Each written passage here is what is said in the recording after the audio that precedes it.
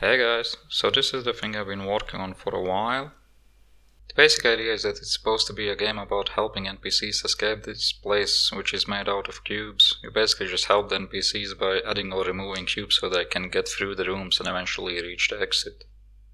Right now it's not really much of a game since there's nothing really to play, as it's mostly just a few systems to handle the rooms and the movement of the cubes. You can spawn an NPC, but it doesn't really do much at the moment apart from just picking a random door to go through. I got the idea around 2014 or 15 when I thought of this GIF thingy, thinking that it might be a fun way of adding or removing cubes rather than just having them popping in or out of existence like in some other games. So I've been slowly piecing this together over the years, but yeah, 5 years is a lot of time for very little progress. Mostly because I don't really have any kind of blueprint or great plan for it. I just tend to throw stuff together to see if it works or not.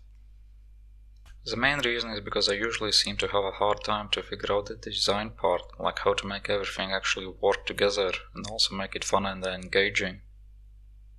Which is why I've been reading fairly much about game design lately, hoping that it might give me ideas or clues on how to approach the issues I have at the moment. Actually, that has helped me find a decent structure for how I'd like the game to play, both from start to finish and also the core gameplay loop, which is basically the thing you do over and over again during the whole game. It's still a draft, but I have a feeling that I'll probably just end up going with this.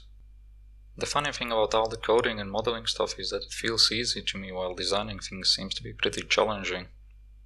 Not that the other things wouldn't be demanding or difficult, but I just always seem to struggle with designing stuff.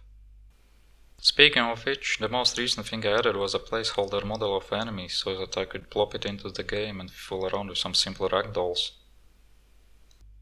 Doing that doesn't really take that long. You just go into Blender, make a simple model, add a few bones, then drop it into Unity, add a few colliders, rigid bodies and a few hinge joints, and you have yourself a simple ragdoll. It's far from perfect, but it's also just a placeholder to play around with. It doesn't really add any value at the moment, but I tend to jump between different things, just because I like doing so and because having something entertaining to look at is always a bit more interesting than just, cubes. Anyway, that's pretty much everything I have at the moment, so hopefully I'll have something more entertaining next time to show. Also, the name Helping Hand is just a working title, since the game's supposed to be about helping NPCs.